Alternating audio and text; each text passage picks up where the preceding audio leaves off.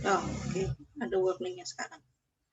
Um, mungkin sedikit diulang ya untuk keperluan rekamannya. Jadi operasi pada vektor yang sudah kita bahas ada penjumlahan, perkalian skalar, cara menghitung panjang atau norm vektor, dan juga jarak atau metrik antara dua vektor. Yang akan kita bahas minggu ini adalah perkalian titik atau dot product dan juga perkalian silang atau cross product. Yang membedakan perbedaan fundamental antara perkalian titik dan perkalian silang adalah hasilnya. Gitu. Kenapa hasilnya? Tentu memang hasilnya akan berbeda ya, tapi yang dimaksud adalah bentuk dari hasilnya. Perkalian titik atau dot product ini akan menghasilkan skalar ya, hasilnya skalar. Dan perkalian silang atau cross product ini akan menghasilkan sebuah vektor yang baru. Gitu.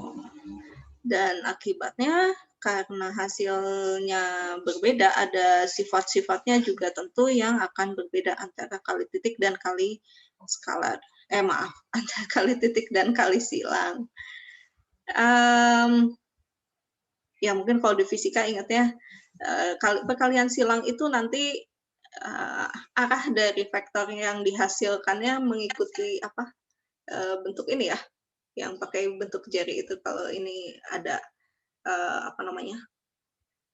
X dan Y-nya diperkalikan, nanti putarnya ke arah mana gitu ya, ke atas atau ke bawah hasilnya. Tergantung apakah kita mengalihkan U dengan V atau V dengan U. Jadi perbedaan urutan akan membedakan hasilnya juga.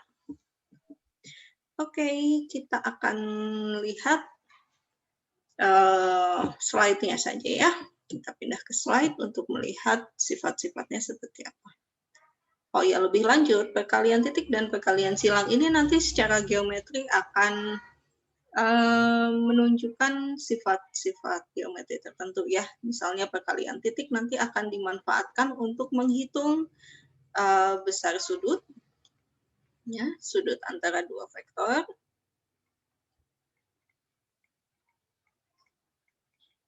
Kita juga dapat memanfaatkan hasil kali titik ini untuk menghitung norm atau panjang vektor.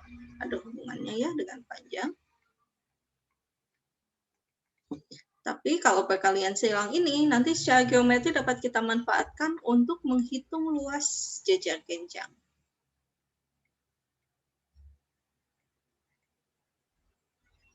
Yang dibentuk oleh vektor U dan V. Oke, kita lihat dulu ya ke PowerPoint-nya. Nah, yang pertama akan kita bahas adalah perkalian titik dulu. Oke. Nah, perkalian titik ya, ini didefinisikan jika kita memiliki dua buah vektor U dan V di R2 ataupun R3, ini sebetulnya berlaku juga nanti kalau kita punya R4, R5, R6, dan seterusnya. Dan kita juga memiliki theta, ya, sebuah sudut di antara U dan V. Perkalian titik atau istilah lainnya adalah Euclidean inner product. Jadi hasil kali dalam Euclid antara U dan V ini dinyatakan sebagai ini. Jadi U dot V adalah norm U dikalikan norm V dikalikan dengan cos theta. Kalau U dan V-nya tidak sama dengan 0. Dan 0 jika U dan V-nya adalah 0. Gitu. Dan theta-nya ini merupakan sudut terkecil yang dibentuk oleh U dan V. Kenapa ini harus didefinisikan seperti ini? Ya karena kalau kita misalnya punya dua buah vektor U dan V, ada dua buah sudut kan ya yang bisa dibentuk. Pertama sudut yang kecil, yang ini, dan juga sudut yang besar. Gitu. Dalam hal ini, jika kita mendefinisikan sudut antara dua buah vektor U dan V, yang diambil adalah sudut yang paling kecil. Gitu. Nah, jadi definisi dari perkalian titik itu seperti ini. Tapi secara praktisnya pada saat kita menghitung hasil kali titik, biasanya kita mengalihkan per komponen antara U dan V-nya, kemudian dijumlahkan semua dan menghasilkan sebuah nilai skalar ya. Nah, Kalau secara definisi seperti ini, misalkan kita punya U-nya adalah vektor 001, jadi seperti ini. Ya, ini vektor U-nya. Kemudian V-nya adalah 022. Jadi jika kita lihat sebetulnya sudut antara U dan V-nya adalah 45 derajat. Gitu. Maka nanti hasil kali titiknya adalah panjang U. Panjang U kita hitung menggunakan ini ya, kita kuadratkan semua komponennya, kemudian dijumlahkan. Yaitu akar 1 dikalikan panjang V-nya adalah akar dari 8 ya, akar 8 atau 2 akar 2. Dikalikan dengan kosinus 45 derajat. Kosinus 45 derajat itu adalah setengah akar 2. Jadi hasilnya adalah 2. Tapi masalahnya adalah dengan menggunakan definisi seperti ini, kita harus tahu dulu sudut antara dua vektornya berapa. Besar sudut antara dua vektornya berapa. Padahal justru biasanya itu yang kita ingin tahu. Ya. Nah, apakah ada cara lain? Jika kita mengetahui komponen-komponen dari vektornya, kita dapat menghitung perkalian titik menggunakan cara seperti ini ya. Jadi U dot V adalah U1 V1 ditambah U2 V2 ditambah U3 V3. Ini kalau DR3 gitu ya. Kalau nanti kalau U-nya adalah U1 U2 dan V-nya adalah V1 V2, maka nanti U dot V ini adalah U1 V1 ditambah U2 V2. Munculnya dari mana sih bentuk ini? Munculnya dari hukum kosinus, gitu. Hukum kosinus itu apa? Jadi jarak antara titik-titik ujung U dan V, nilainya kalau pakai rumus Pitagoras seperti ini ya. Jadi norm U kuadrat ditambah norm V kuadrat dikurangi 2 kali norm U norm V cos theta. Terus nanti gimana? Ini hukum Pitagoras kan ya. Nah, jadi kalau karena PQ-nya kan sama dengan V min U, jadi kita bisa dapatkan seperti ini.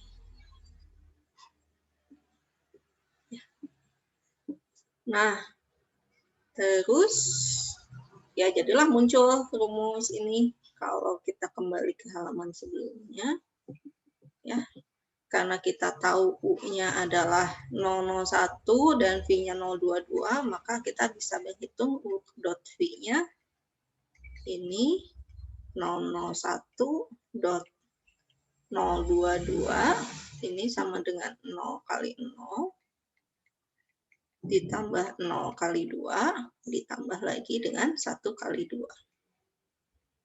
0 tambah 0 tambah 2. Gitu ya. Jauh lebih sederhana daripada kita harus menghitung dulu panjangnya, kemudian kita hitung dulu kosinus sudutnya. Seperti itu.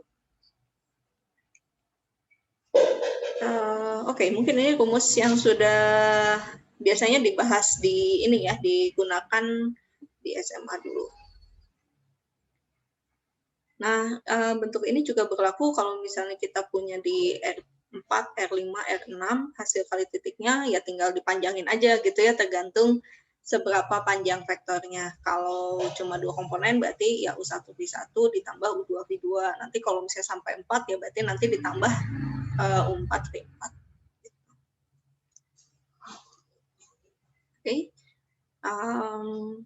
Nah, nanti lebih lanjut di ALE 2 akan dibahas bahwa perkalian titik ini adalah salah satu bentuk dari hasil kali dalam. Apa itu hasil kali dalam ya? Lihat nanti di ALE 2 ya. Hasil kali sekilas aja hasil kali dalam itu adalah sebuah operasi di ruang vektor yang memenuhi 4 sifat khusus gitu. Yang paling sederhana bentuknya memang hasil kali titik ini ya. Atau makanya istilah lainnya adalah hasil kali dalam Euclid. Nanti bisa dilihat kalau misalnya ruang vektornya dalam bentuk yang lebih umum, hasil kali dalamnya bukan cuma perkalian titik seperti ini ya, tapi bisa lebih unik. Oke. Ya, ini tadi sudah dibahas juga untuk DR2, hasil kali titiknya seperti ini. Sifatnya seperti apa untuk perkalian titik? Yang pertama, sifatnya komutatif, ya. Komutatif. Artinya apa? Jadi kita boleh bolak-balik bentuk perkaliannya, U dot V, ini hasilnya akan sama dengan V dot U. Kemudian bersifat distributif juga.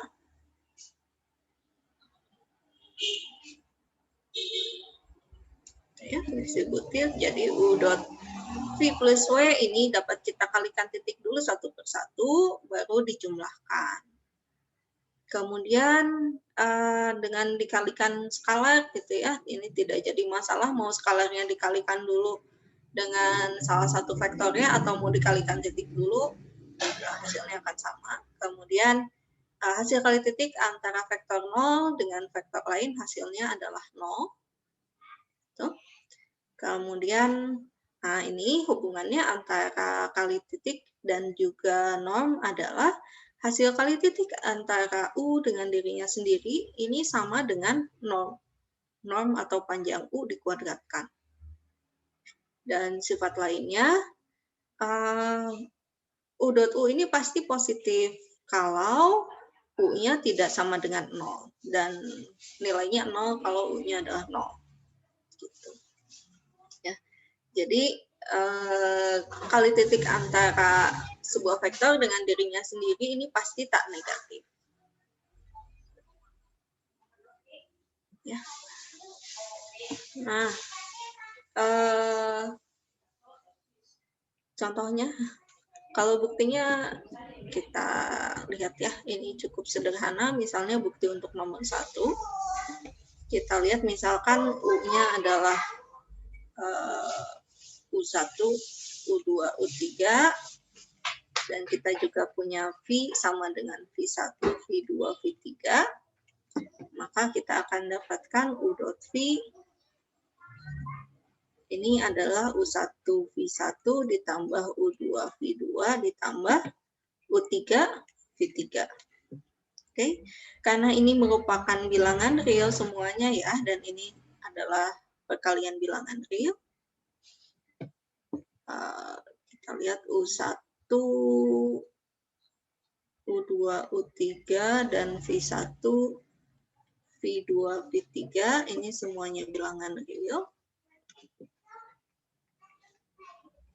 Jadi kalau dikalikan ini akan sama bersifat komutatif ya. Jadi ini sama dengan V1, U1, V2, U2, U3, U3.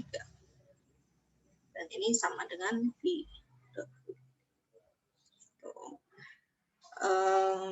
Ada lagi yang perlu diinikan? Oke, saya tunjukkan bukti untuk nomor 4 mungkin ya. Kalau kita punya U-nya kembali lagi, misalkan U-nya adalah U1, U2, U3, 0-nya adalah 0, 0, 0. Kita lihat maka 0 dot U ini adalah 0 dot U1, 0 U2, 0 U3, ini 0, 0, 0. Gitu. Bukti lain mungkin sifat 5 dan 6 ya, saya coba tunjukkan di whiteboard. Sifat 5 yaitu U dot U adalah norm U kuadrat.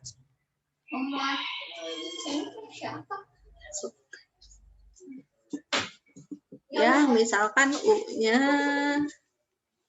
adalah U1, U2, U3, maka U dot U ini adalah U1, U1, U2, U2, U3, U3. Jadi apa? U1 kuadrat, U2 kuadrat, ditambah U3 kuadrat. Dan ini sama dengan akar dari U1 kuadrat, U2 kuadrat, U3 kuadrat dikuadratkan. Ya, dan ini adalah norm U. Bagian dalam ini adalah norm U yang dikuadratkan. Oke. Sifat 5, sifat 6. Sifat 6 itu menyatakan apa ya? Jadi kalau kita punya U dot U, ini pasti lebih besar sama dengan 0, dan U dot U-nya akan sama dengan 0 jika jika U-nya 0. Oke. Kembali lagi kita lihat jika U-nya adalah U1, U2, U3. Ya. U dot U-nya kan seperti ini tadi. Ya, U1 kuadrat, U2 kuadrat ditambah U3 kuadrat. Dan ini nilainya akan selalu lebih besar sama dengan 0 kalau U1, U2, U3-nya ini ada yang tidak sama dengan 0. Dan ini mungkin hanya 0 kalau gimana? Ya, ini hanya akan 0 kalau U1, U2, dan U3-nya 0. Ya.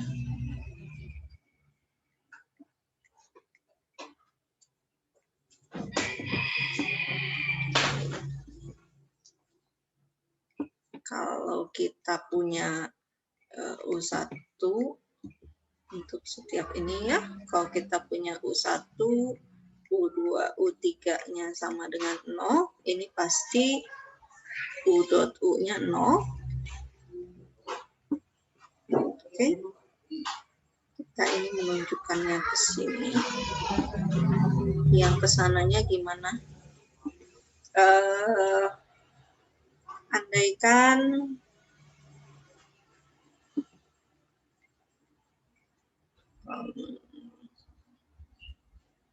gimana? Andaikan ada salah satunya aja ya, U1 tidak sama dengan 0, tetapi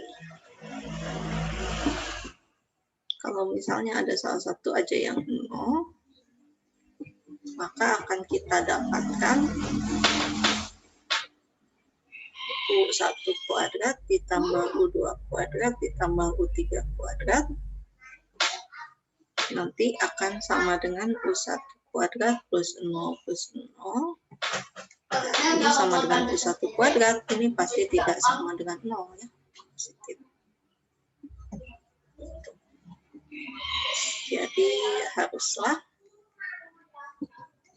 U1, U2, U3 sama dengan 0. Ups. Jika U dot U sama dengan 0,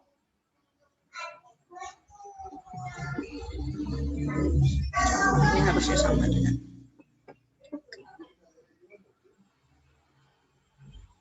Oke, kembali lagi.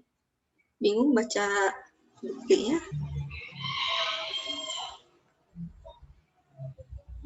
Ya, ini untuk sifat-sifat. Untuk sifat 2 dan 3 bisa dicoba sendiri ya bagaimana buktinya. Kurang lebih caranya sama seperti tadi.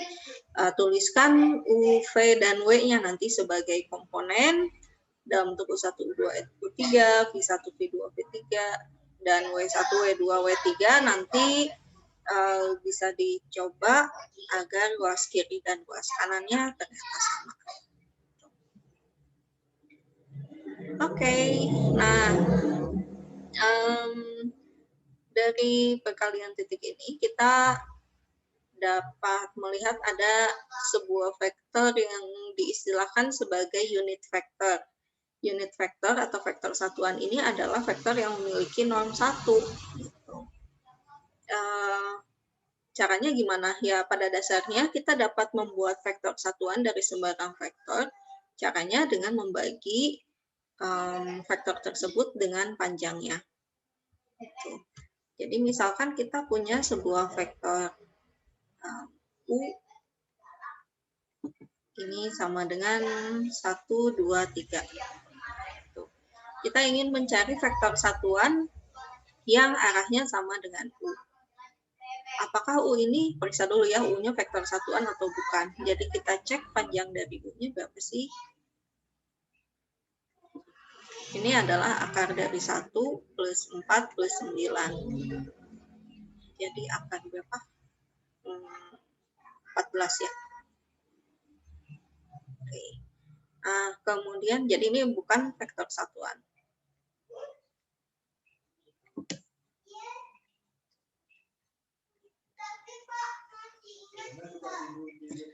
Oke, selanjutnya kita ingin mencari vektor yang arahnya sama dengan U, tapi panjangnya 1.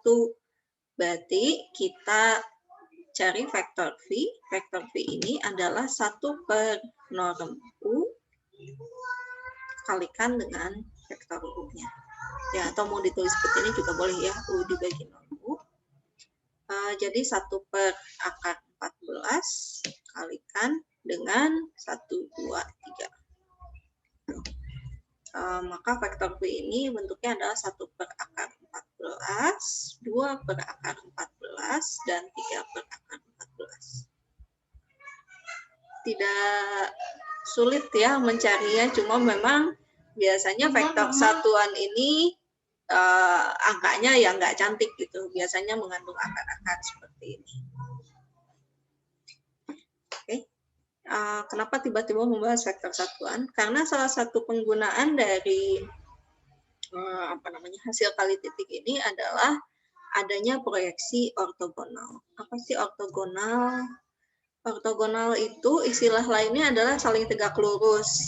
Tapi ini kalau di R2 dan R3, nanti lebih jauh lagi ketegak lurusannya ini kan kalau dibawa ke R4, R5, R6 gitu mungkin nggak seperti yang kita bayangkan gitu ya. Nah, jadi secara umum dua buah vektor ini dikatakan ortogonal kalau cos θ-nya adalah 0. Gitu ya. Nah, cos θ-nya harus sama dengan 0. Dari mana nanti dapat cos θ-nya? Cos θ-nya nanti kan bisa kita hitung menggunakan menggunakan sudut ya. Menggunakan ini. Saya belum tulisin ya. Jadi kalau kita punya seperti ini, maka kita dapatkan cos θ-nya adalah sudut antara dua buah vektor dapat kita hitung menggunakan U dot V dibagi norm U kali norm V.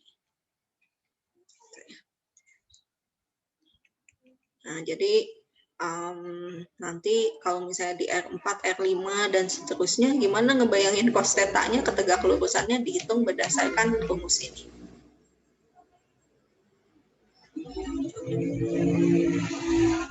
Oke. Kembali lagi ke sini. Nah, dua buah vektor ini dikatakan ortogonal kalau cos θ-nya sama dengan 0. Terus tadi karena kita punya rumus cos θ sama dengan U dot V dibagi norm U kali norm V. Gitu ya.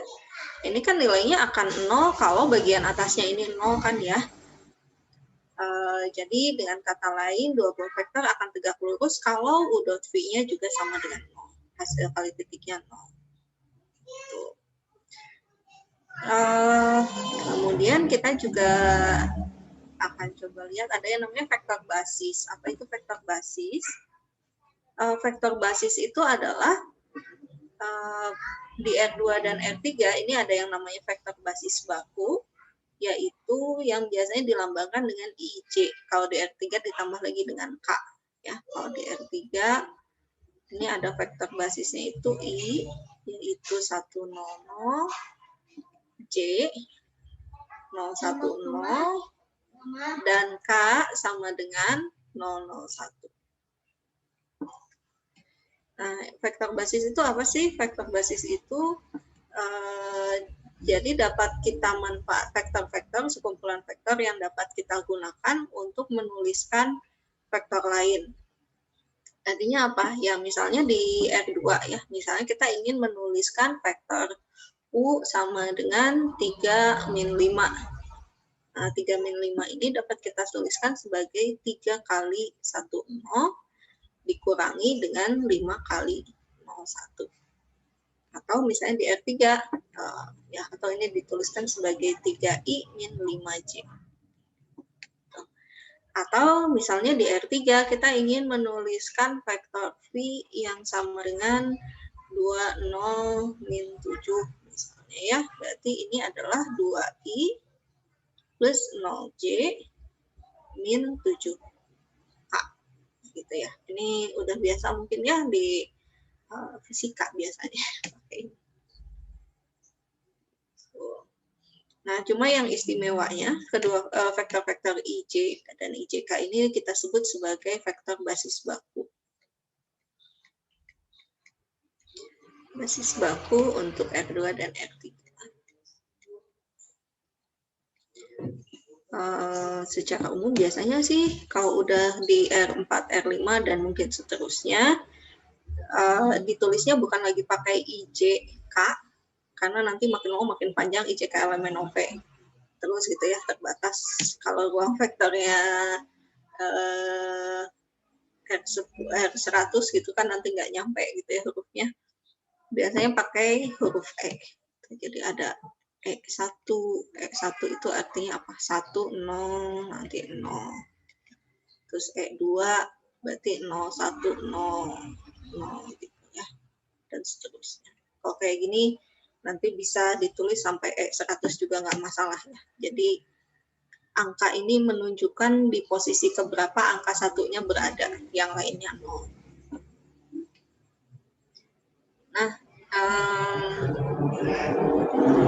oke, jadi setiap vektor DR2 atau R3 ini dapat dituliskan secara tunggal dalam bentuk istilah ini adalah namanya kombinasi linier.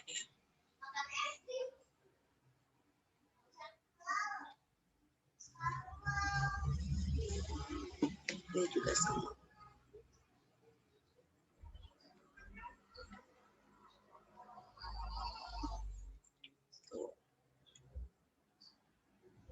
Nah, cuma yang istimewanya adalah I dan J dan K ini sebagai basis baku, mereka saling tegak lurus dan panjangnya itu satu-satuan. Gitu. Jadi vektor yang saling tegak lurus dan panjangnya satu ini kita sebut sebagai vektor-vektor yang saling ortonormal. Oke. Ya, mungkin bisa dicoba ya latihannya. Kita lihat salah satu nomor saja mungkin. Yang mana ya? Ada request.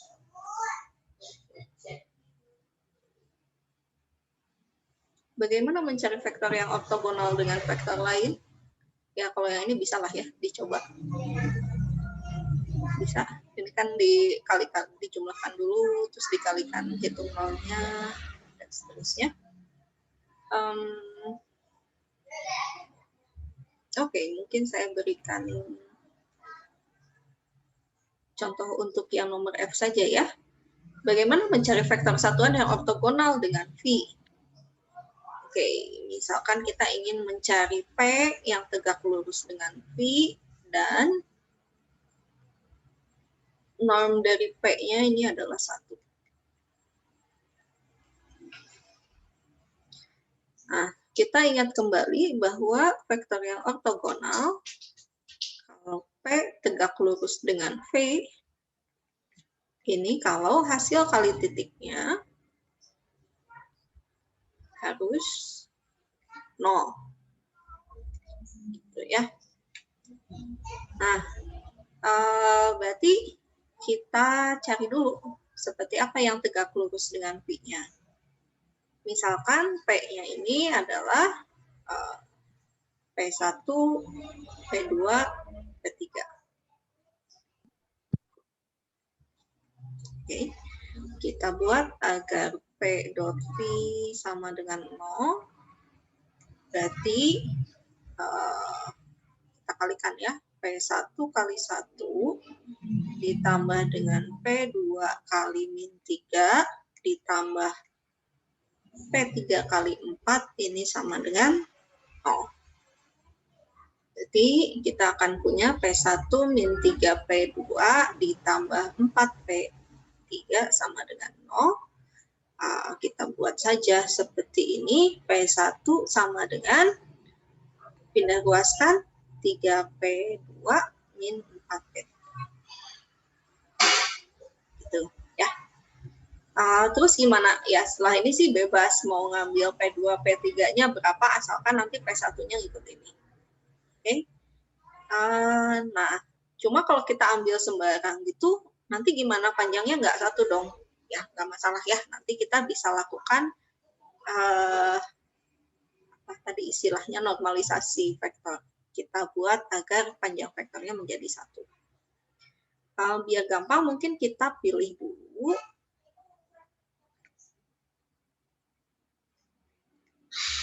Kita pilih dulu biar gampang, mungkin P2-nya 1 gitu ya, P3-nya juga 1.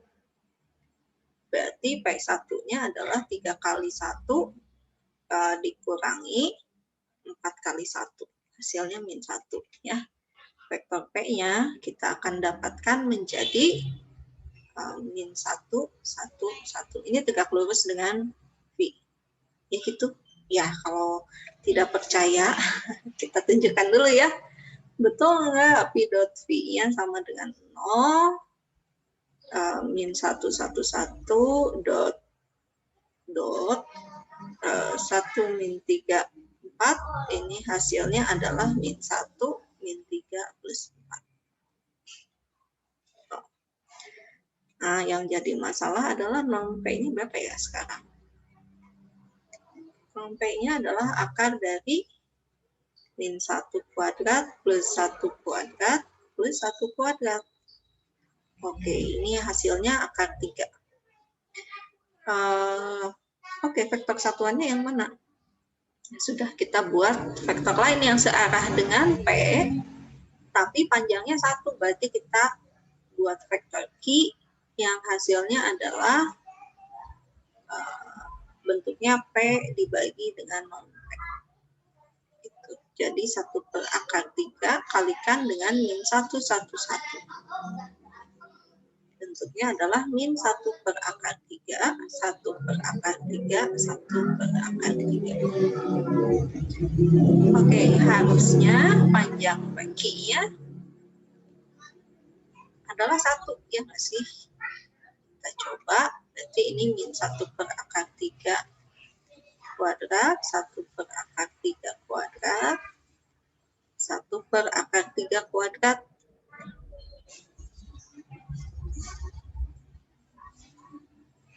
1 per 3, 1 per 3, 1 per 3. Hasilnya 1. Dan kita coba kalikan Q dot V. Ini min 1 per akar 3, 1 per akar 3, 1 per akar 3, dot 1 min 3, 4. Hasilnya adalah min 1 per akar 3, min 3 per akar 3, plus 4 per akar 3. Betul ya, ini min 4 per akar 3 plus 4 per akar 3. Gitu. Jadi, vektor Q ini adalah vektor yang tegak lurus dengan V, dan norm Q-nya ini adalah 1. Gitu. Jawaban dari nomor F adalah yang ini.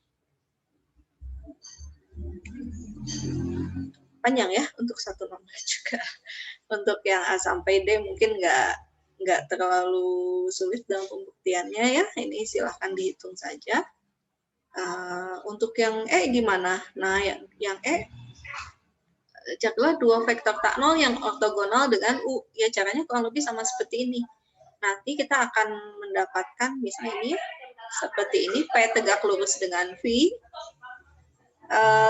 Nanti P dot V-nya seperti ini didapatkan dalam bentuk persamaan. Jadi nggak hanya satu buah angka, terus tinggal pilih aja mau ngambil nilai misalnya tadi P2, P3-nya berapa gitu ya. Masukkan angka yang berbeda, nanti akan didapat dua buah vektor yang tak nol dan juga ortogonal dengan U. Nanti tinggal otak-atik bagian pemilihan ininya aja untuk yang Oke, sampai sini ada yang mau ditanyakan dulu nggak? Pencarian vektor yang ortogonal.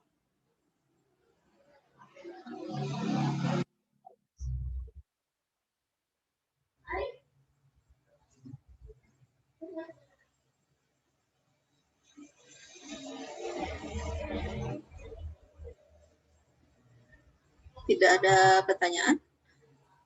Ibu, Ini baca tulisan saya ya. itu tuh yang non-P itu dari mana gitu, Bu? Yang mana? Non-P, P. vektor P itu. Yang P yang mana? satu. P yang mana? Itu yang vektor P tegak lurus dengan vektor P dan non-P. Oh, ini. Vektor P dengan satu. Oh, oke. Karena soal yang nomor F ini vektor satuan ya. Kalau vektor satuan berarti norm P-nya ini harus sama dengan 1. Gitu. Tapi diminta juga yang ortogonal dengan V. Jadi P-nya tegak lurus dengan V. Gitu. Ini yang diminta dari soal nomor F.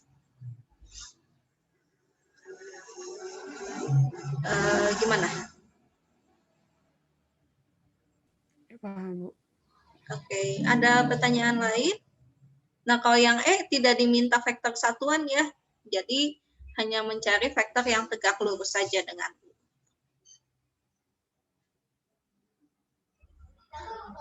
Oke, ada pertanyaan lain nggak?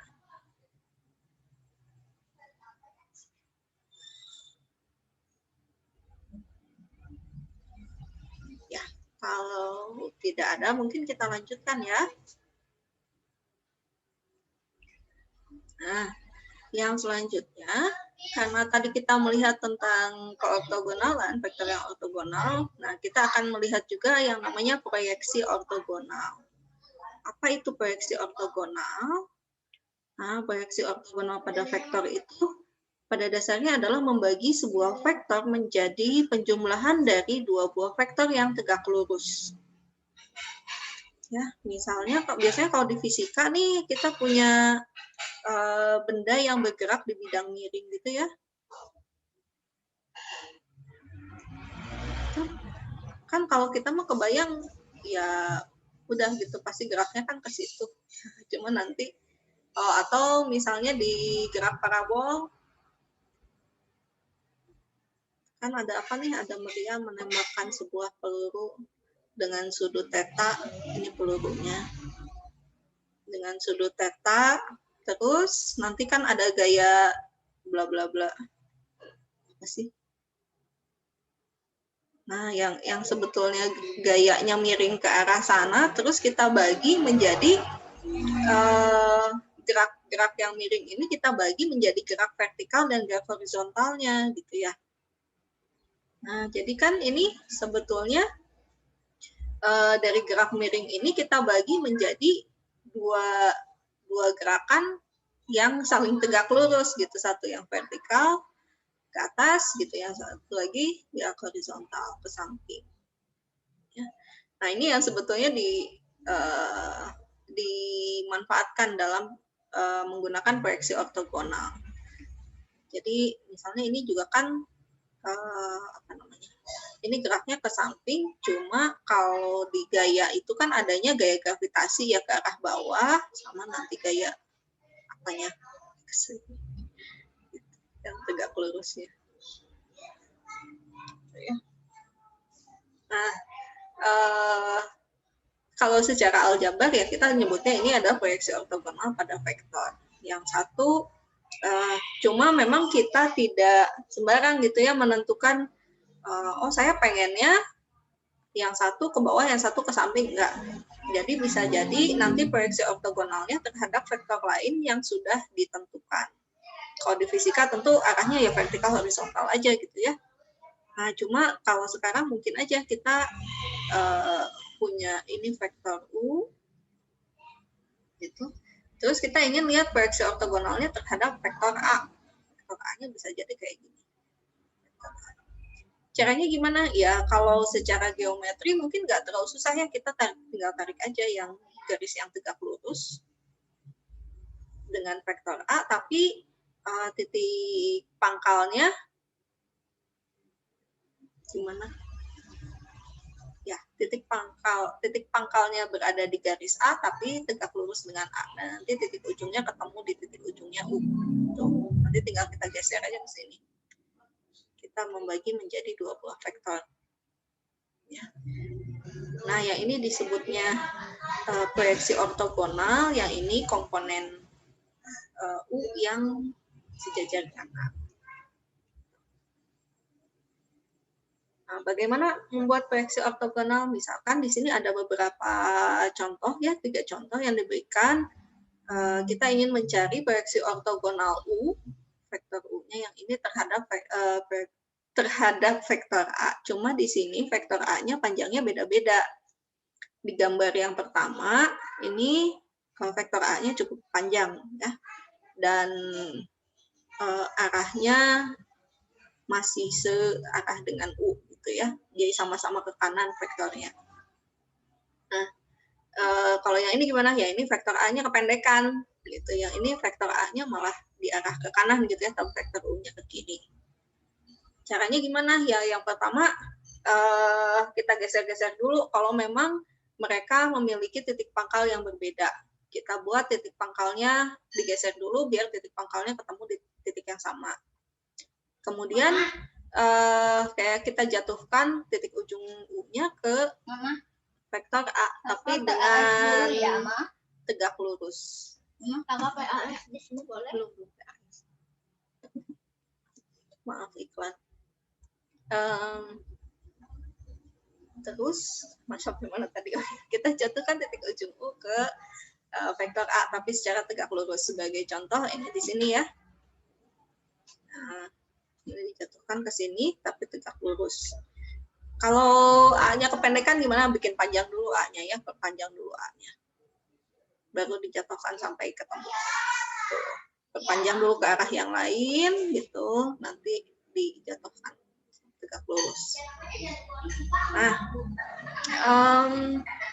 tempat jatuhnya itu tadi, tempat jatuhnya si titik ujung U tadi di vektor A, kita buat satu buah vektor baru yang namanya vektor W. Vektor W itu titik pangkalnya ada di Q, jadi sama dengan U dan A, tapi titik ujungnya ada di tempat perpotongan tadi. Misalnya ini W1. Tuh. Ini W1-nya. Ini W1-nya berarti ke arah sana. Ya. Terus gimana? Habis itu kita ingin mencari vektor yang tegak lurusnya. Nah, sebetulnya kalau proyeksi ortogonalnya kita udah dapat ya, W1 ini menjadi proyeksi ortogonal. W1 ini adalah proyeksi ortogonal. Tapi kan kita ingin membuat vektor U-nya ini sebagai penjumlahan dari dua buah vektor yang saling tegak lurus. Berarti kita harus cari temannya supaya nanti pada saat dijumlahkan dengan W1 hasilnya adalah U. Ya. Nah, kita kan ingin supaya U-nya ini sama dengan W1 tambah W2. Berarti karena kita udah tahu U-nya, kita udah tahu W1-nya, W2-nya kita dapatkan sebagai U dikurangi W1. Gitu. Nah, W1-nya disebut proyeksi ortogonal pada U, ya. Istilah lainnya vektor komponen U sepanjang A, atau biasanya disingkat aja proyeksi A, proyeksi U terhadap A. Gitu. Ya, disingkatnya seperti ini. W2-nya apa? W2-nya ini adalah komponen U yang ortogonal terhadap A. Biasanya sih kita tulis sebagai, ya ini kan U dikurangi W1, ya W1-nya sebagai proyeksi A, proyeksi U terhadap A. Gunanya buat apa ya? Kalau di fisika sih nanti kayak gini ya, gimana kita bisa mendapatkan membagi vektor gaya. Nah,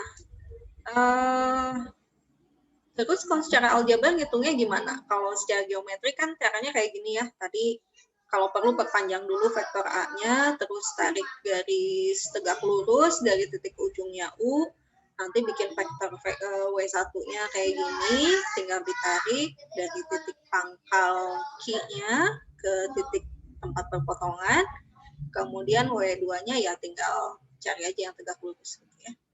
Secara gambar sih nggak terlalu susah mungkin ya.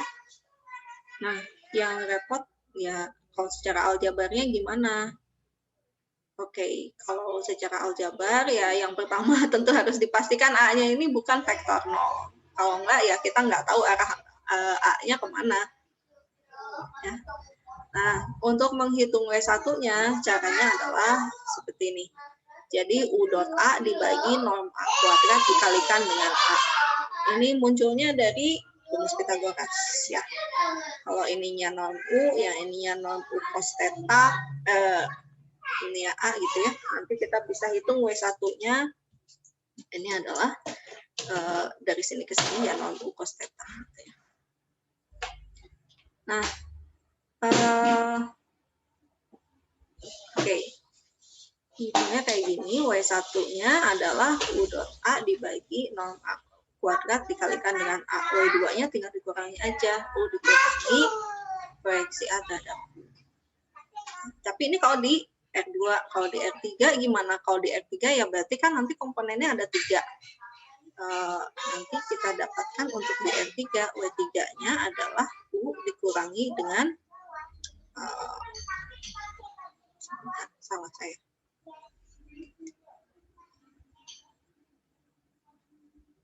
Harus dihapus dulu.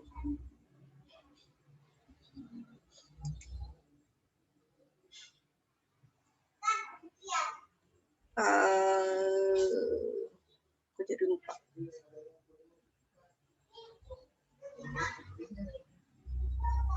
W2-nya, oh sebentar.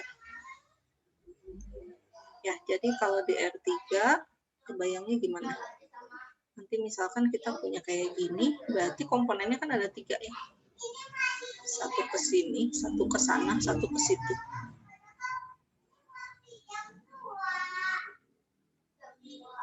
Nah, nanti jadinya ada 3 komponen, 1, 2, 3. Nah, nanti bentuknya kayak gini. Proyeksi A terhadap W2. Bentar, salah saya. Maaf, lupa rumusnya.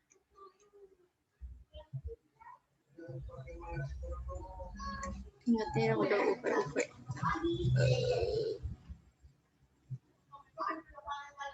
W2 itu U dikurangi W1, nah W3-nya itu U dikurangi W2 kurangi W1. Karena nanti kita inginnya W1 tambah W2 tambah W3 ini sama dengan ya, jadi nanti di R4 bisa nggak? Bisa aja, cuma ya tambah panjang rumusnya. Ya. Kalau di R4 berarti nanti akan ada W4 yang isinya U dikurangi W3, W2, W1. Oke, mungkin contoh ya. Misalnya di R2 aja ya, misalnya kita ingin mengecek U-nya adalah vektor 23 gitu ya. Dan A-nya adalah vektor 5, 6. Nah, kita ingin mencari proyeksi ortogonal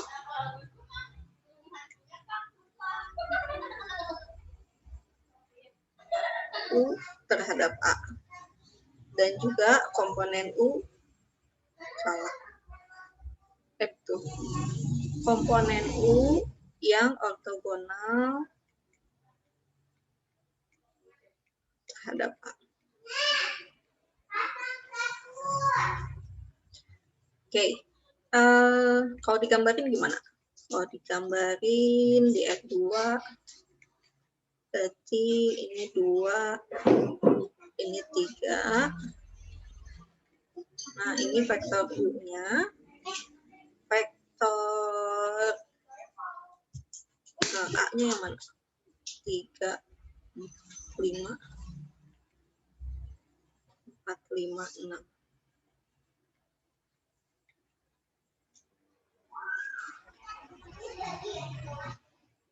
Nah, ini vektor A-nya.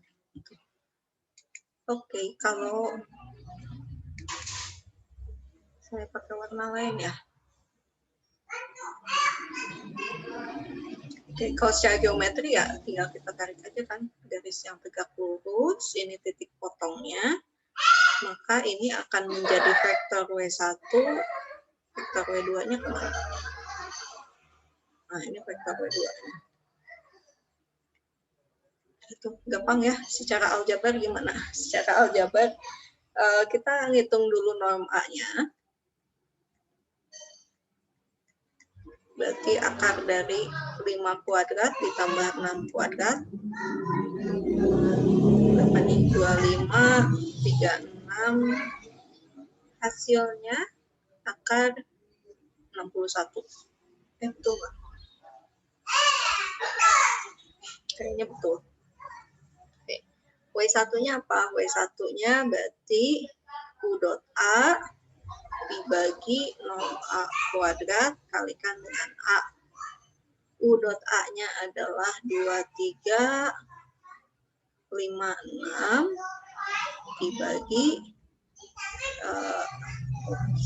akar 61 kuadrat. Kali lagi dengan A-nya. 5, 6. Ini berapa sih? 2 kali 5, 10, tambah 3 kali 6, 18, dibagi 61, kalikan dengan vektor 5, 6.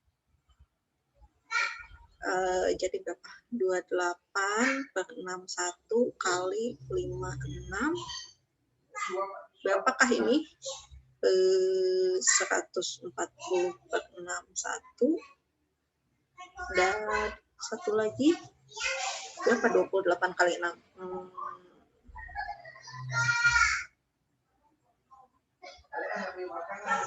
Saya harus motret. 8, 4, 12, 168. 168 per 61. Ya, angkanya jelek ya. Tapi memang seperti itu. Oke. W2-nya? Ya, kalau W2-nya tinggal dikurangi aja. Nggak terlalu sulit. Ini adalah U dikurangi W1. Jadi, ya kalau bingung nulis ini, U kurangi W1. U-nya 23 dikurangi dengan 140 per 61. 168 per 61. Berapa ini ya? 61 kali 2, 122.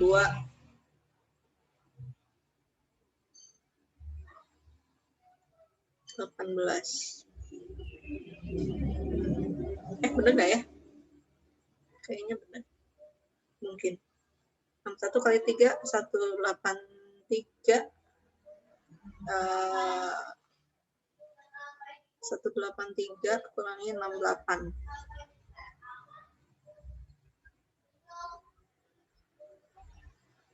15 ya. Oke, tolong dihitung ulang ya kalau sempat. Ya, tapi jadinya seperti ini. Hasil proyeksi ortogonal dari U terhadap vektor A, W1-nya adalah ini, 140 per 61, 168 per 61, dan W2-nya yang bagian tegak lurusnya adalah ini, min 18 per 61, dan 1561. Kayaknya sih cocok ya, karena di sini kan X-nya negatif, tapi Y-nya positif. Kalau yang ini X-nya positif, Y-nya positif. Sepertinya sesuai dengan gambar yang sudah dibuat di atas. Oke, gimana? Ada pertanyaan untuk melakukan koreksi ortogonal. Mungkin di sini ada contoh lain ya. Sudah ini. Oh, langsung pelatihan 2. Oke. Perlu contoh lagi mungkin ya yang untuk R3. Kita coba yang poin C. Berarti kita lihat U-nya adalah 31 min 7. A-nya adalah 105. Kalau mau digambar boleh ya digambar, cuma ini 3 dimensi kayaknya agak repot.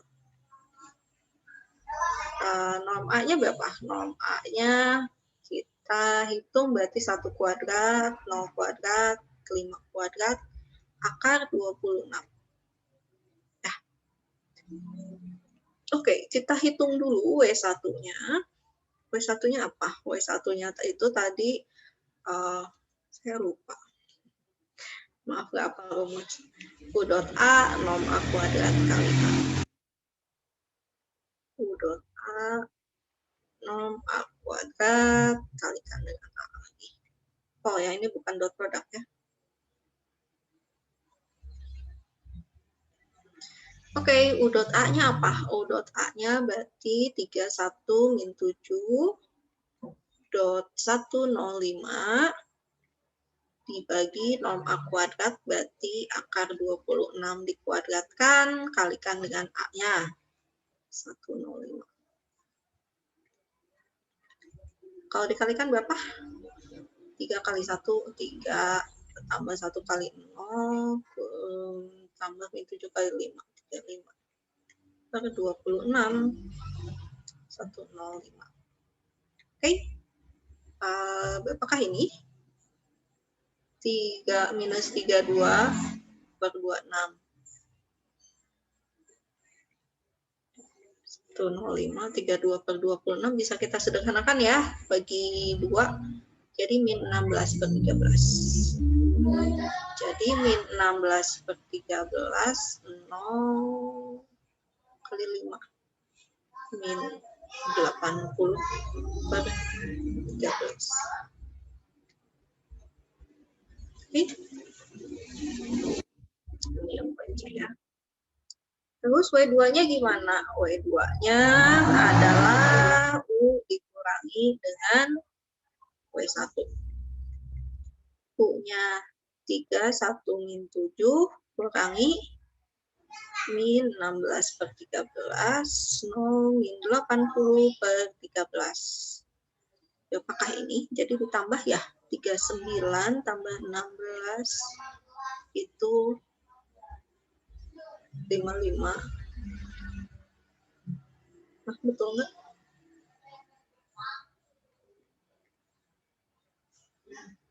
Ya, silahkan hitung ya.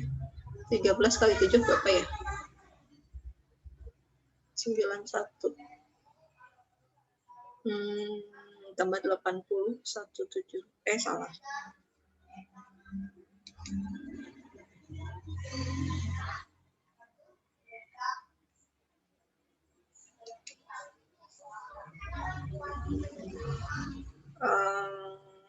Min 11.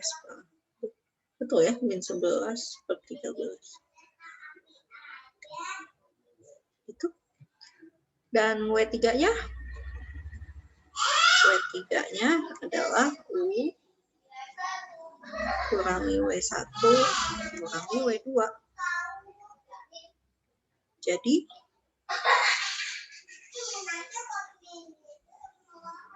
benar nggak?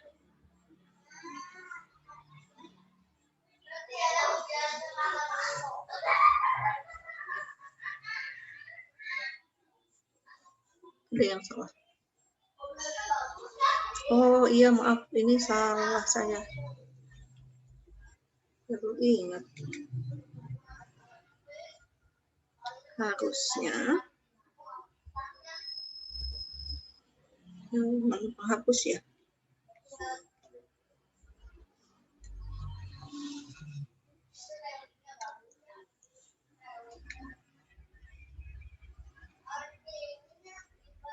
Ini U dikurangi Ini proyeksi U terhadap A dikurangi lagi harusnya proyeksi ini di W.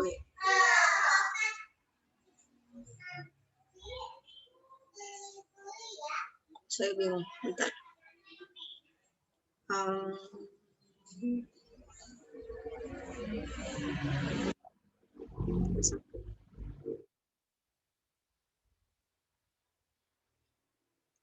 Jadi nanti W3-nya itu bentuknya U min UA A kuadrat A dikurangi W1A A kuadrat A.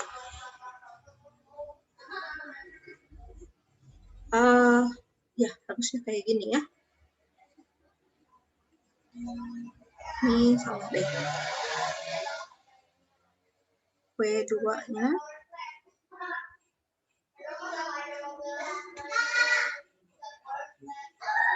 jadi kita ngitung lagi.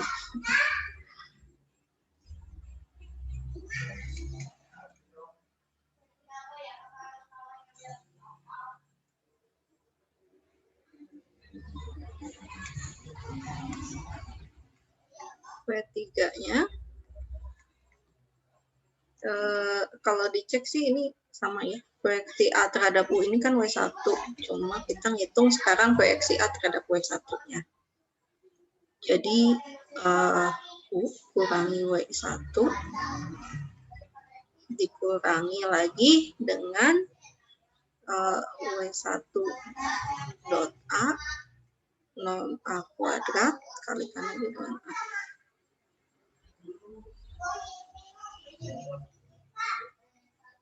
Jadi 55/13 1 min ups. Oh jadinya zoom. Gimana ngebalikinnya?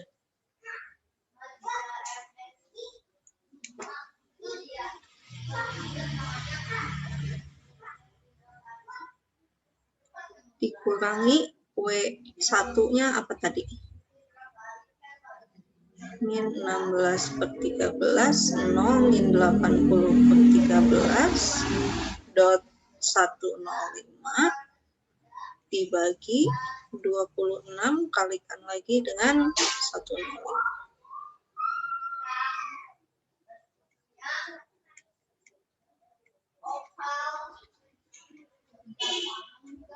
Dikurangi berapakah ini? Ya, min 16/13 80 kali 5 160.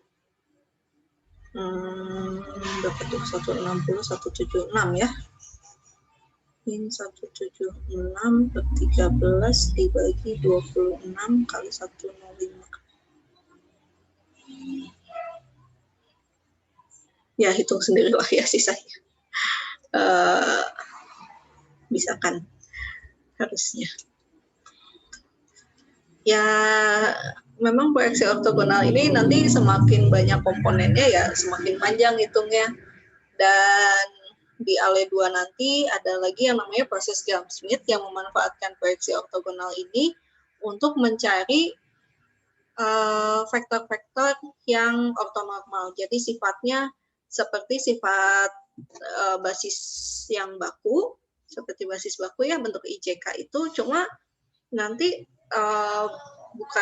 bukan hanya basis baku yang standar seperti itu, yang asalnya dari sembarang vektor tapi dibuat panjangnya 1 dan saling tegak lurus dan memanfaatkan proyeksi ortogonal ini. Jadi meskipun ribet tolong jangan dilupakan ya karena di ALE 2 nanti masih akan dipakai. Prosesnya kurang lebih seperti itu. Oke. Dan angkanya nggak cantik-cantik ya. Banyak bentuk pecahannya. Oke. Ada pertanyaan dulu nggak untuk proyeksi ortogonal? Mungkin bisa dicoba ya poin A dan B-nya yang nggak terlalu sulit karena komponennya cuma 2, jadi cuma cari W1, W2 aja. Ada pertanyaan?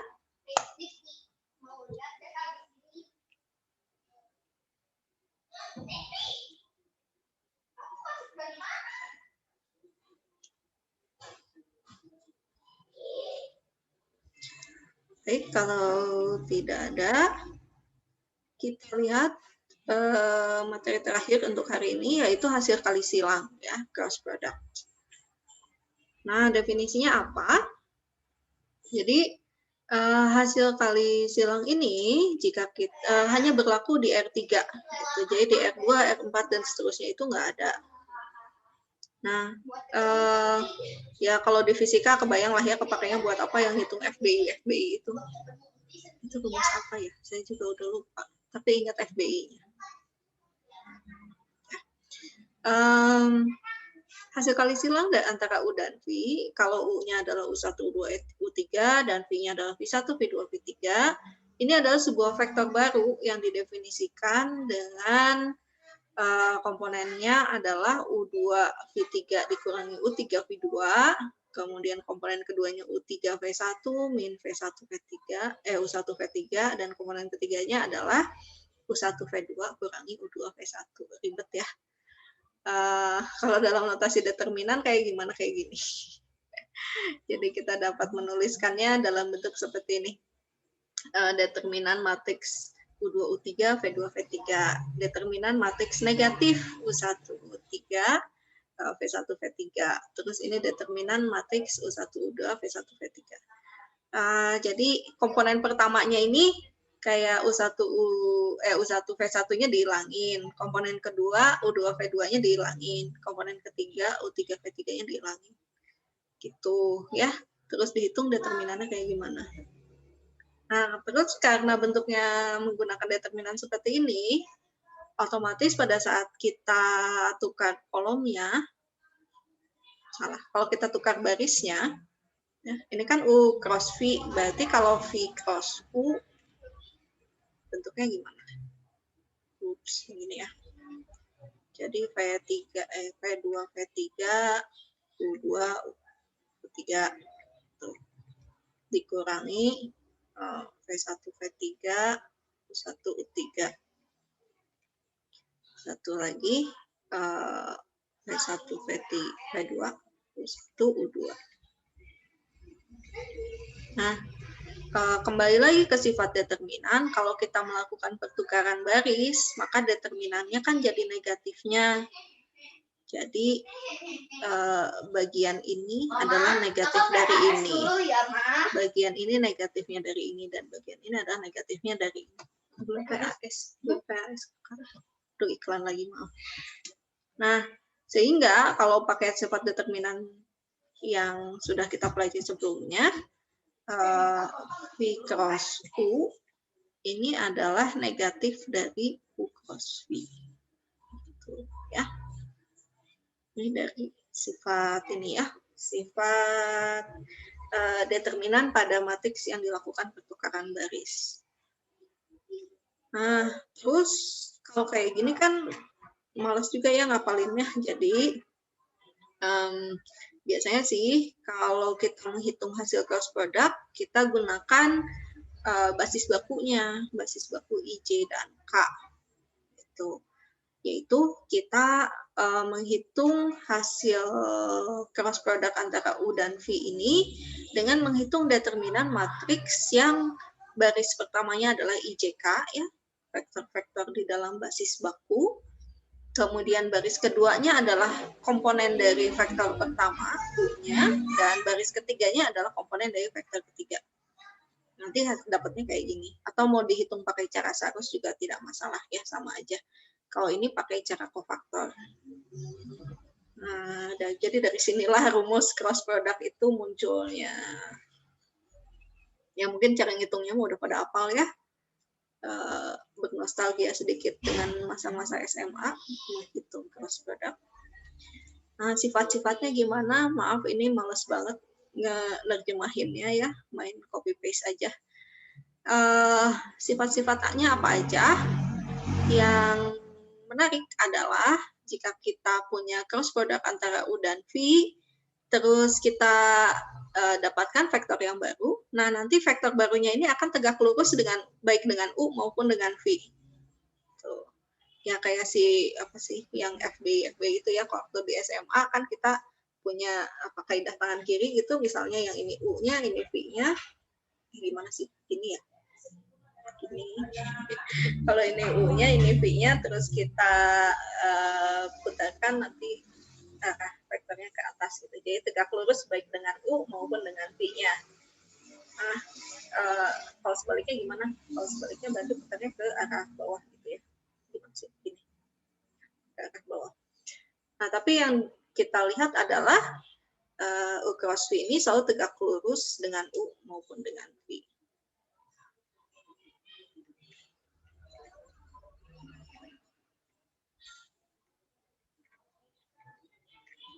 Jadi kalau kita ingin mencari sebuah vektor yang tegak lurus dengan dua buah vektor sekaligus, caranya tinggal cari cross-nya aja antara dua buah vektor yang kita ketahui. Gitu. Nah, sifat lain tentunya tadi sudah disebutkan bahwa tidak berlaku komutatif ya. Jadi kalau kita punya U cross V ini tidak sama dengan V cross U, tapi U cross V-nya ini sama dengan negatif dari V cross U. Gitu. Nah, sifat lainnya adalah identitas Lagrange. Identitas Lagrange itu apa? Ini hubungannya antara cross product dengan norm dan juga dengan hasil kali titik. Kalau hasil kali titik dengan norm kan sederhana ya.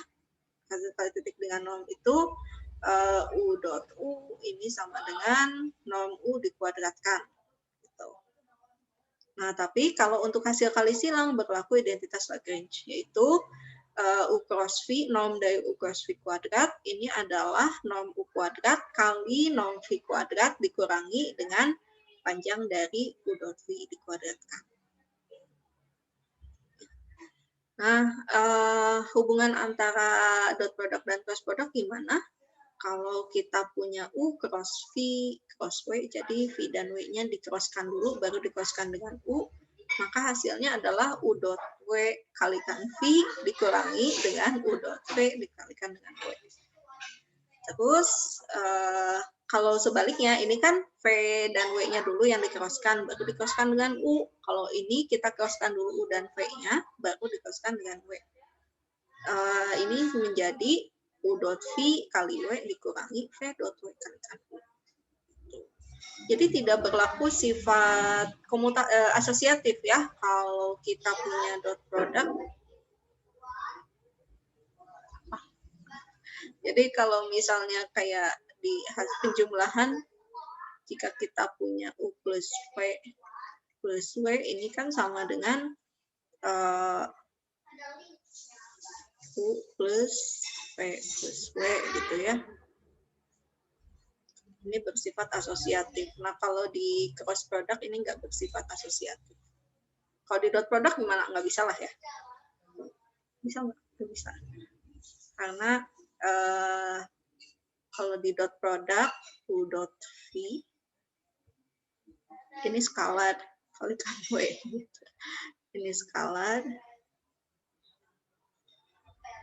Nanti ini juga tidak akan sama dengan kalau kita hitung U kalikan V dot W. Itu karena yang ini skalar. Ini vektor, ini vektor. Ya. Oke, seperti itu sifat-sifat dari cross product. Nah, kalau secara geometri gimana? Kalau tadi dot product dapat kita manfaatkan untuk menghitung panjang vektor dan juga sudut antara dua vektor ya, yaitu cos theta. Untuk theta adalah sudut antara U dan V, ini sama dengan U dot V dibagi norm U kali norm V. Nah, kalau yang ini, oh ya, ini contohnya ya. Jadi kita dapat memanfaatkan cross product untuk menghitung sebuah vektor baru yang tegak lurus dengan dua buah vektor yang sudah kita ketahui sebelumnya. Misalnya, waduh ini kurangnya ya. Misalnya kita tahu U-nya adalah min 642 dan V-nya adalah 315. Kita ingin tahu vektor yang ortogonal terhadap U dan V sekaligus, ya tinggal kita cari aja cross product antara U dan V. Yaitu, ya kita bisa pakai bentuk ini, menggunakan basis baku, IJK, terus ini kita tuliskan komponen vektor U-nya, komponen vektor V-nya. Kita cari determinannya, mau pakai cakras harus boleh, mau pakai apa faktor juga boleh, tidak masalah ya. Mau yang mana? Kayaknya ini pakai cakras harus, jadi kita ulang I dan J, min 6, 3, 4, 1, terus kita hitung berarti I-nya kali 4 kali 5, 20I, terus J-nya kali 2 kali 3, 6J, dan K-nya kali min 6 kali 1, min 6K. Sebaliknya, ini J kali min 6 kali 5, min 30, tapi kalikan negatifnya ya, jadi 30. Terus K-nya kali 4 kali 3, 12, kalikan negatif. Dan I-nya kali 2 kali 1, 2, kalikan negatif, min 2I. 20 kurangi 2, 18I, J-nya 6 tambah 30, 36, dan K-nya min 6, min 12K, jadi min 18K. Ini vektor yang nanti akan ortogonal terhadap U dan V sekaligus. Oke, boleh kita cek ya untuk meyakinkan. Misalkan ini adalah vektor W gitu. Kita cek W.U 1836 min 18 kalikan dengan min 642. Berapa ya ini? 54 ya. 144. Kan salah nggak sih? Kayaknya salah itu.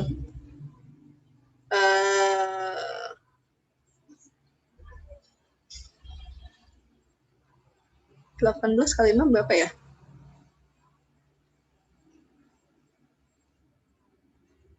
Oh, maaf. Harusnya 108.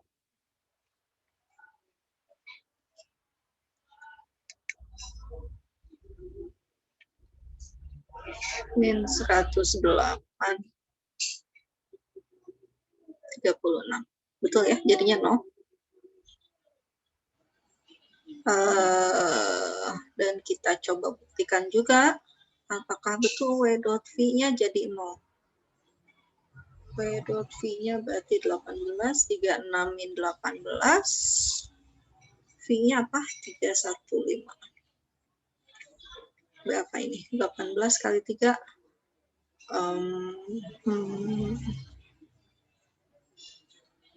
Nah, ini baru 54 ya. 54 plus 36 min 90. Oke, ini juga 0. Ya, seperti itu. Jadi sudah ditunjukkan bahwa W-nya tegak lurus U dan W-nya tegak lurus V. Tuh. Nah, selain untuk dipakai mencari vektor yang ortogonal terhadap U dan V, gimana? Oh ya.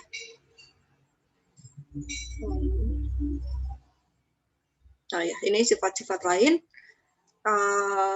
Kalau mau dicoba tunjukkan, boleh ya dibuktikan sendiri caranya menggunakan komponennya. Jadi kalau kita punya U-nya adalah U1, U2, U3, V-nya V1, V2, V3, silahkan coba tunjukkan apakah betul luas kirinya sama dengan luas kanan. Kalau yang E dan F-nya obvious lah ya. Ya enggak? Ya, karena kalau U cross U menggunakan definisi, ini bentuknya apa tadi? Ini kan berarti U2, U3, U2, U3. Terus min U1, U3, U1, U3. Terus ini U1, U2, U1, U2. Ini pasti 0 semua ya.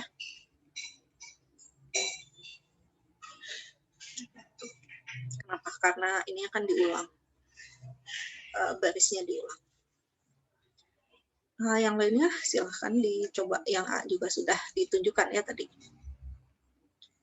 Nah, ternyata kita juga dapat memanfaatkan cross product ini untuk menghitung sudut Tapi kalau tadi dot product dipakainya untuk mendapatkan cos theta, cross product dipakai untuk mendapatkan sin theta, yaitu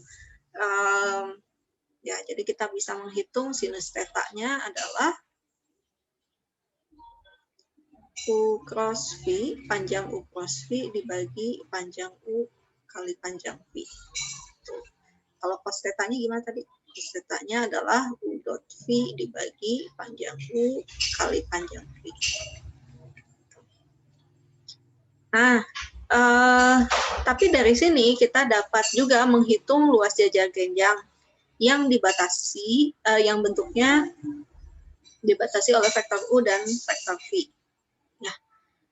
Nah, kenapa? Jadi misalnya kita punya vektor U kayak gini, ini vektor V-nya, maka luas jajar genjang yang kita dapatkan dengan mengulang vektor U di atasnya dan mengulang vektor V di sampingnya, ini dapat kita hitung menggunakan cross product, yaitu luas jajar genjang ini adalah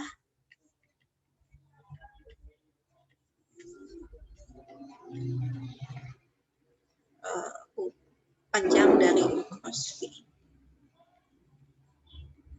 Itu. Nah, bisa juga kita menghitung luas segitiga, ya, jadi setengahnya. Kalau cuma sampai sini, ya bisa dihitung dengan setengah kali panjang dari U cross V. Gitu. Kenapa ya? Karena seperti ini ya, tinggi jajar genjangnya itu adalah norm U kali norm V kalikan sin theta. Tuh, ini kan luas segitiganya. Kalau luas jajar genjangnya 3 kalikan 2. Kebayang nggak sih? Jadi kalau kita punya ini U, ini V, terus kita tarik garis. Ini kan berarti kita punya luas segitiga. Tingginya berapa? Dengan alasnya. Ini norm V.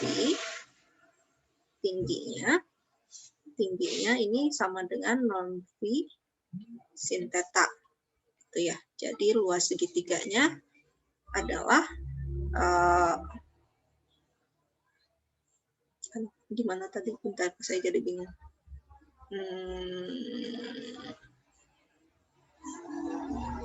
Oh enggak, gimana sih? Terbalik saya ya, lambang U dan V ternyata. Ini norm V, ini norm U. Nah, jadi luas segitiganya kan setengah kali norm U dikali norm V sin theta. Ini tetanya. Itu. Kalau luas jajar genjangnya gimana? Ya kali 2 aja, kan segitiganya ada 2. Kalau luas jajar genjangnya berarti 2 kali luas segitiga. Ini sama dengan norm U, norm V, sin theta. Dan ini sama dengan setengah norm U cross V. Ini jadi sama dengan norm dari U cross. Oke. Jadi misalkan kita punya jajar genjang yang dibatasi oleh, kita gambarin deh. Misalnya jajar genjang yang satu, saya pakai warna lain ya.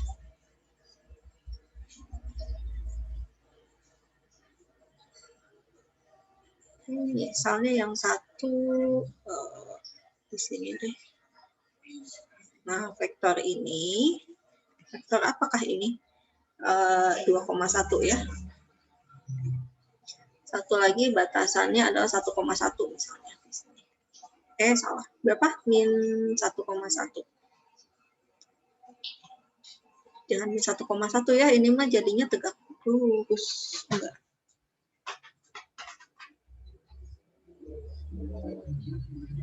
Ya biar ini. Nah, terus kita ingin mencari, ya gitu, ini tegak lurus.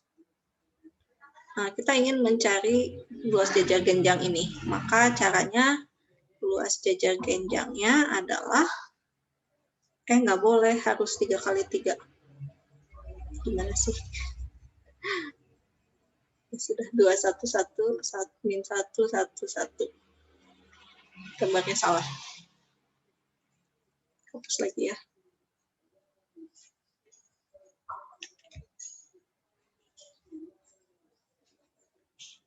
Jadi kita bisa menghitung luas jajar genjang di ruang 3 dimensi.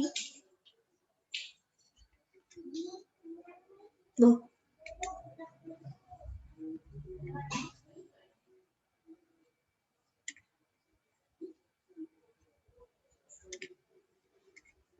Berapa tadi? 211.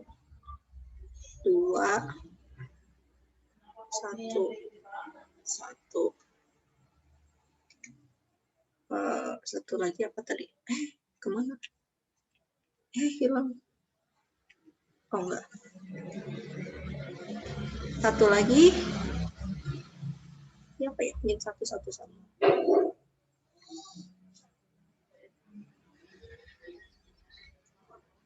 Oke, ganti warnanya dulu. Yang satu ke sini, yang satu ke situ.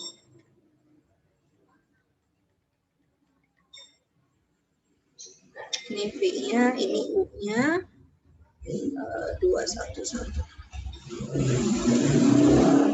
Terus jajar genjangnya kayak gimana ya? Berarti kayak gini.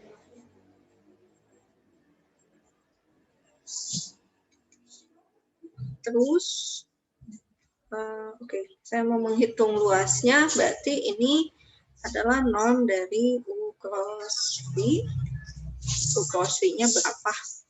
U cross V-nya berarti IJK 211 min 111. Diulang IJ 2 min 111. Berapakah ini? Berapa ya? I min J plus 2K terus plus K min I min 2J. So 0I min 3J plus 3K. Berarti ini akar dari 0 kuadrat plus min 3 kuadrat plus 3 kuadrat akar 12. Atau 3 akar 2. Ya, tentunya ini lebih mudah dibandingkan kalau kita ngitung dulu kemiringannya ini berapa, sudutnya berapa, tingginya berapa, secara geometri. Kayaknya sih.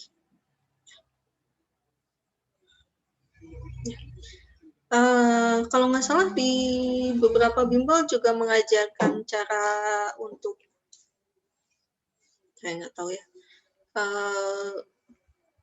kalau ini zaman-zaman soal apa disebutnya sekarang SBMPTN ya, atau di soal UN juga ada mungkin. Jadi misalnya diberikan sebuah apa namanya, diberikan sebuah kubus, terus biasanya yang dibikin garis-garis ke sana sini, nanti dihitung berapa sih panjang garis ini, ya sebetulnya bisa dilakukan dengan cara vektor otomatis seperti ini juga ya. Ya saya nggak tahu, mungkin ada yang belajar di bimbel. Oke. Bagaimana dengan luas segitiga yang memiliki titik sudut seperti ini ya, P1 220, P2 min 102 dan P3 043. Dicari secara geometri boleh, tapi kalau mau menggunakan aljabar ya kita bisa memanfaatkan cross product. Caranya gimana? Dari 3 buah titik ini kita buat 2 buah vektor, pastikan memiliki titik pangkal yang sama. Misalnya di sini kita pilih titik pangkalnya di gambar ini adalah P1. Nah, kita buat 2 buah vektor P2 dan P3. Caranya gimana? Ya kalau apa namanya?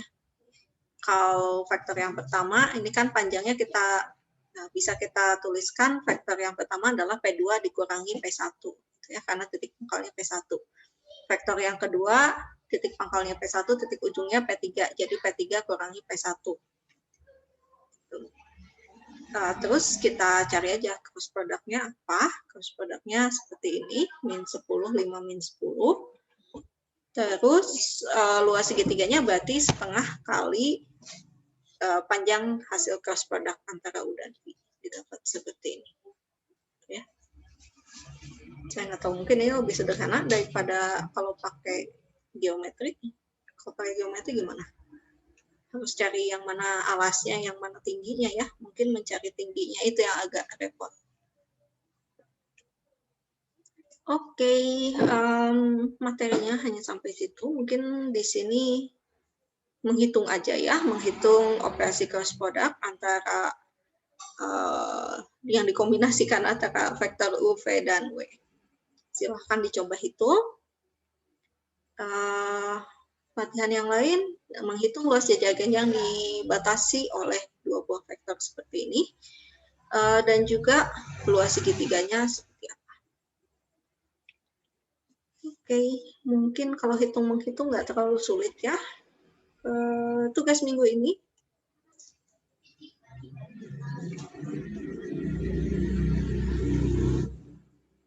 Tugas minggu ini adalah dot product dan cross product ya. Berarti, oke, misalkan vektor U NPM dan kita juga punya vektor V, dibalik aja ya, MPN. Biar seru kasih negatif deh. Nah, kemudian silakan karena hari ini dot product dan cross product, hitung dua bentuk aja ya. Yang pertama cari proyeksi ortogonal. Mama? Dia ngapain? U terhadap V. U terhadap V dan itu temennya juga ya. Jadi komponen U dan komponen U yang ortogonal. Udah lanjutin. Asal jangan kestikat. Terhadap V. Mama. Papa PAI dulu ya. Nah, terus PAS. yang kedua, Kakak PAS dulu ya. nah yang kedua apa tadi proyeksi ortogonal? Jadi ini ngitung mencari vektor, ini vektor W1 dan ini vektor, oh bentar, ini 3 komponen ya. Oke, N-nya dihilangkan sajalah, kan N-nya 0. Oh enggak. Bentar, gimana ya? Supaya saya bisa pakai, tapi nggak terlalu sulit.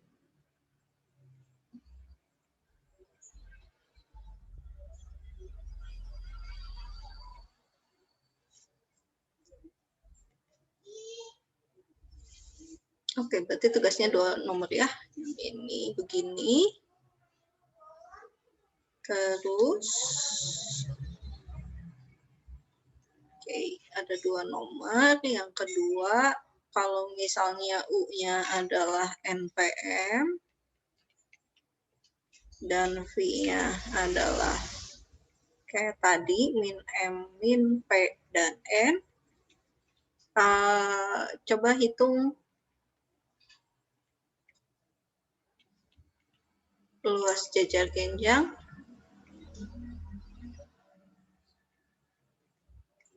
yang dibatasi oleh U dan V. Gitu ya. Jadi ini menghitung W1, W2 seperti yang tadi sudah ada di caranya dalam proyeksi ortogonal ya. W1 itu apa? W1 itu berarti karena ini U dan V, U dot V dibagi 0 V kali dengan V. Gitu. W2-nya nanti gimana? W2-nya adalah U dikurangi dengan W1. Nah, luas jajar genjang gimana? Luas jajar genjangnya tadi pakai non U cross. Oke ya, sampai sini ada yang mau ditanyakan?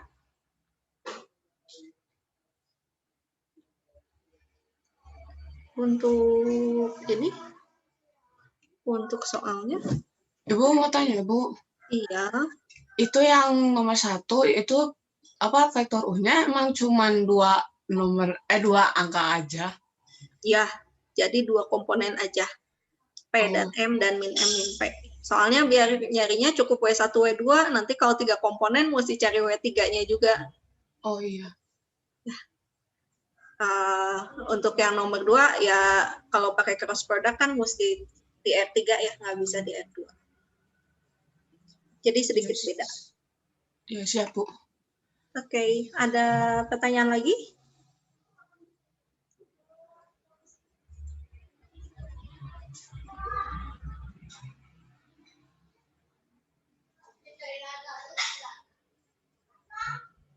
Oke, kalau tidak ada mungkin dicukupkan sampai sini aja ya.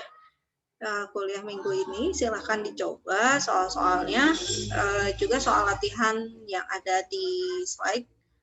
Kita bertemu lagi untuk pertemuan terakhir ya minggu depan. Mungkin ada kuis juga nanti sebelum kita UAS. Mau pilihan ganda apa esai kuisnya?